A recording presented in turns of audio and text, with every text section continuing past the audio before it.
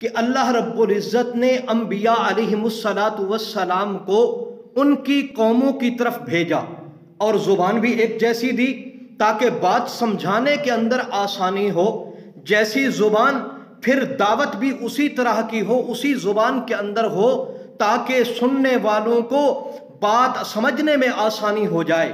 تو انبیاء علیہم السلام آئے، اپنی قوموں کو توحید کی دعوت دی، شرک سے منع کیا، اللہ رب العزت کا پیغام سنایا۔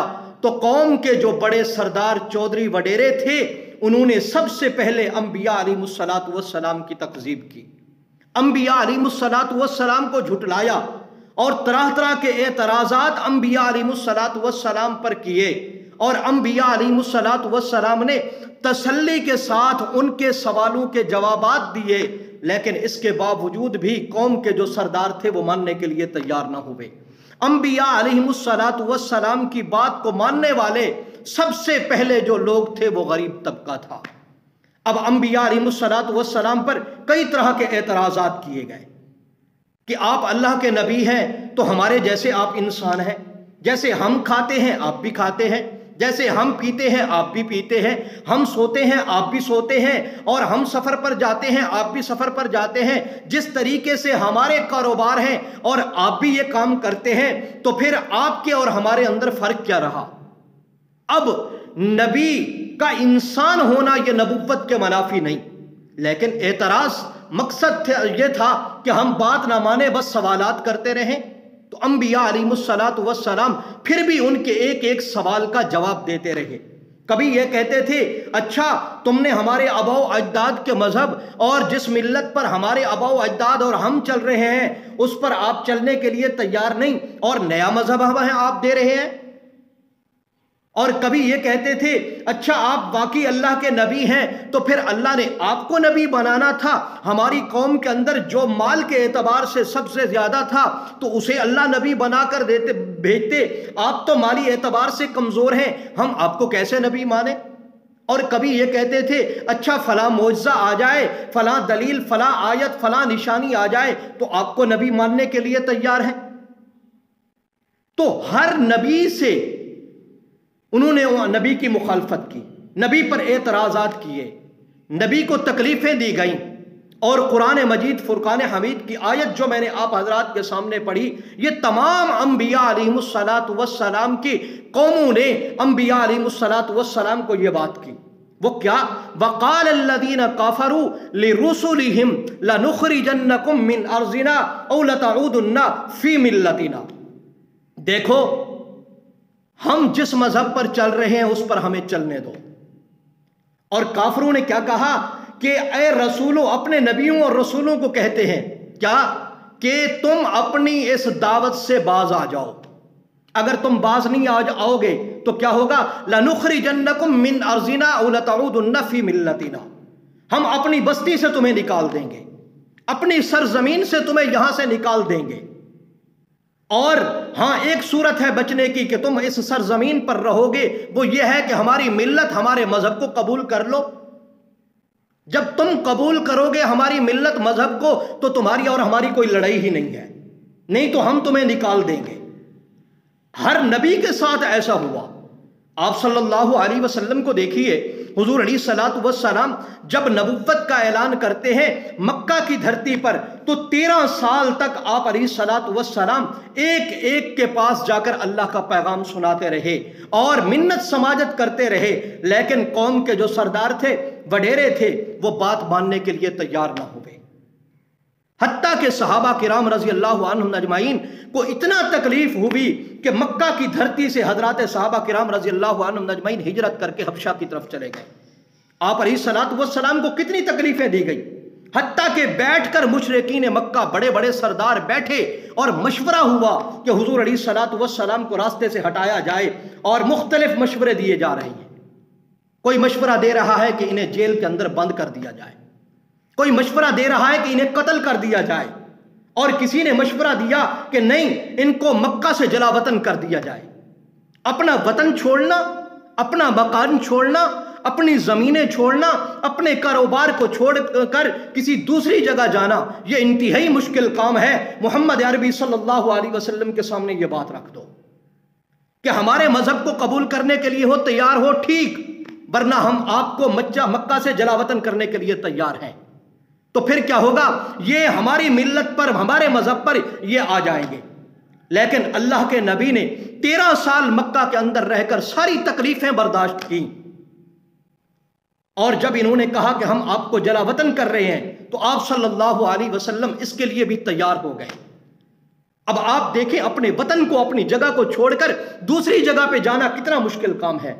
اور حضور علیہ الصلوۃ والسلام کے بارے میں کیا آتا ہے؟ جس وقت مکہ مکرمہ چھوڑ کر جا رہے تھے تو بار بار مڑ مڑ کر آپ علیہ الصلوۃ والسلام بیت اللہ کی طرف منہ کر کے آنکھوں سے آنسو جاری ہیں اور کہتے ہیں اے بیت اللہ، تیرے چھوڑنے کو دل نہیں کرتا، لیکن کیا کریں کہ یہ ظالم ہمیں رہنے نہیں دیتے۔ تو جلا وطن پر مجبور کیا گیا۔ ہر نبی کے ساتھ ایسا ہوا، آپ علیہ الصلوۃ والسلام کے ساتھ بھی ایسے کیا گیا۔ تو قرآن کیا کہتا ہے؟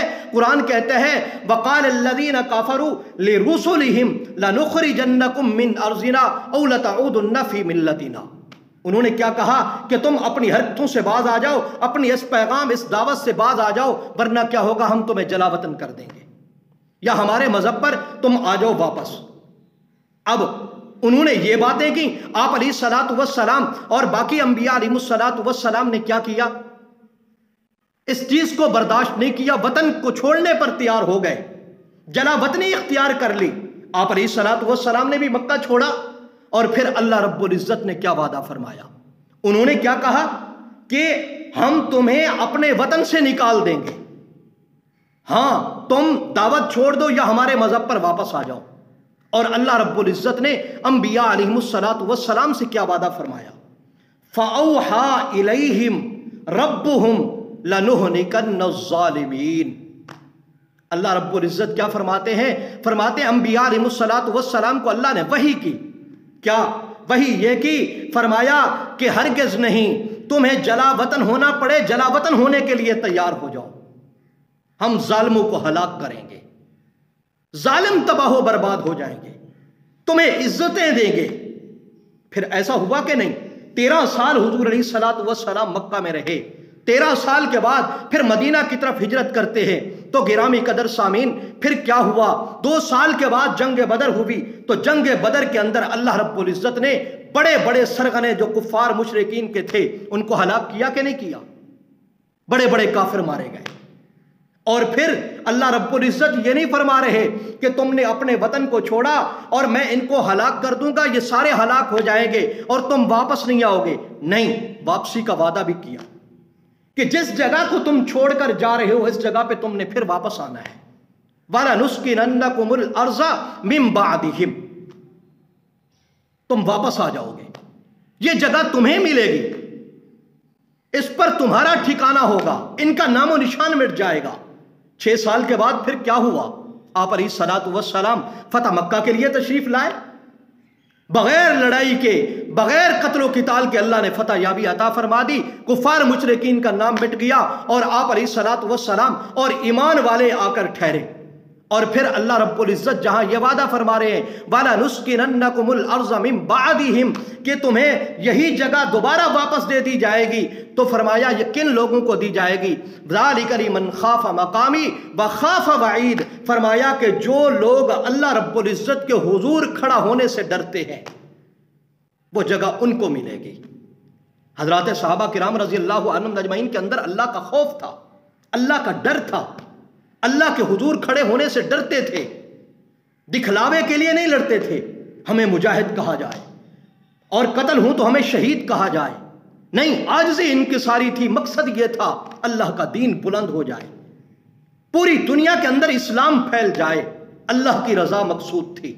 او بھائی، اللہ کی رضا مقصود تھی تو اس طرح کے واقعات پیش آئے، اپنی گردنیں کٹوا دی، بیویوں کو بیوہ کرا دیا، خاندان چھوڑ دیا، اپنا وطن قربان کر دیا اور اپنے بچے یتیم کر ڈالے، لیکن حضور علیہ الصلوۃ والسلام کو اس کا ساتھ نہیں چھوڑا۔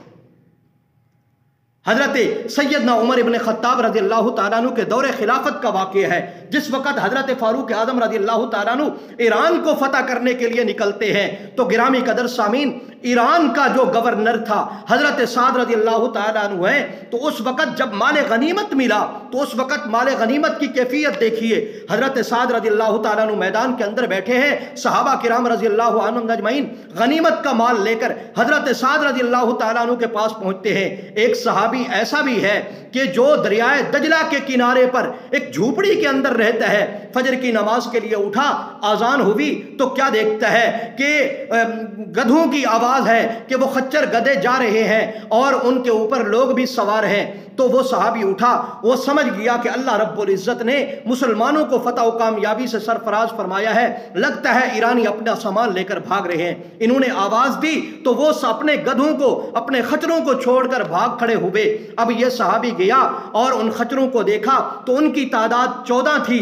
صبح ہوئی تو دیکھا ان 14 پر صندوق سامان کے لدے ہوئے ہیں۔ تو وہ سامان لے کر حضرت سعد رضی اللہ تعالیٰ عنہ کے پاس پہنچا، چہرے کو چھپایا ہوا ہے، صرف آنکھیں نظر آ رہی ہے۔ تو حضرت سعد رضی اللہ تعالیٰ عنہ فرماتے ہیں اپنا نام بتاؤ۔ انہوں نے کہا میں جس ذات کے لیے یہ سامان لے کر آیا ہوں وہ ذات میرا نام جانتی ہے۔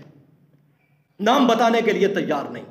انہوں نے کہا میں حضرت فاروق اعظم رضی اللہ تعالیٰ عنہ کے سامنے تیرا تذکرہ کروں گا اور میرے لیے یہ فخر کی بات ہوگی کہ ایسا آدمی بھی میرے پاس آیا۔ فرمایا نہیں میں نام بتانے کے لیے تیار نہیں۔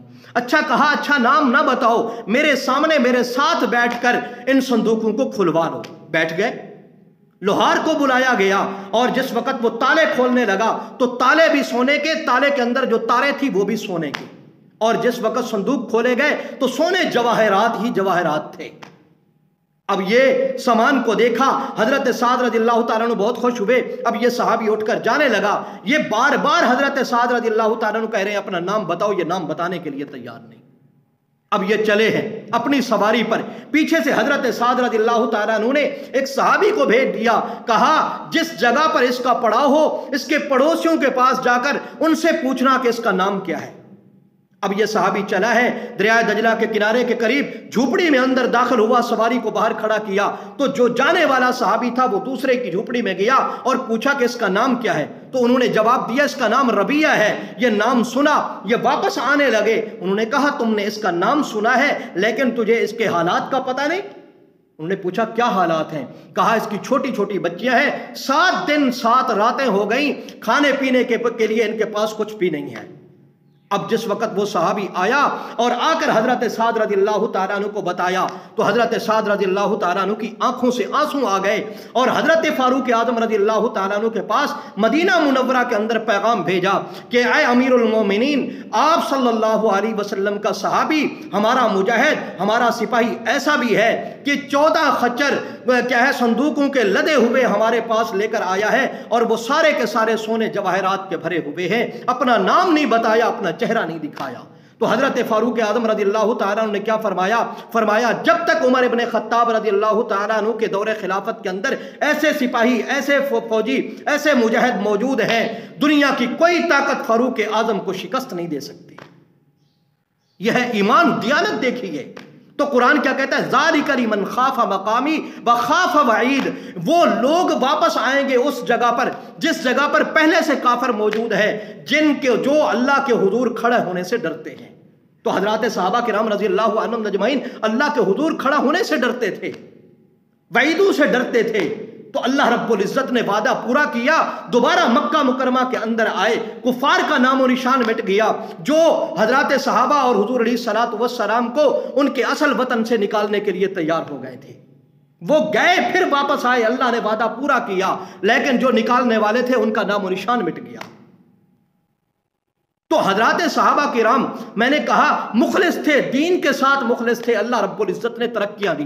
تو اللہ رب العزت قرآن مجید فرقان حمید کے اندر کیا وعدہ کر رہا ہے تمام نبیوں کے ساتھ کہ وہ کافر کہتے ہیں ہم نکال دیں گے، یا ہمارے مذہب کو قبول کر لو، تو اللہ رب العزت کیا فرماتے ہیں جو نکالنے والے ہیں ہم ان کو ہلاک کر دیں گے اور تمہیں واپس اس جگہ پر لٹا دیں گے، لیکن ان لوگوں کو جو دین کے ساتھ مخلص ہوں گے، ہمارے سامنے کھڑا ہونے سے ڈرتے ہیں، فرمایا ان کو ہم واپس لٹائیں گے۔ آپ علیہ الصلوۃ والسلام کے صحابہ دین کے ساتھ مخلص تھے، اللہ رب العزت کے حضور کھڑا ہونے سے ڈرتے تھے، آپ علیہ الصلوۃ والسلام سے آخرت کی وعیدیں سنتے تھے تو اس پر ڈر اور کپ کپی طاری ہو جاتی۔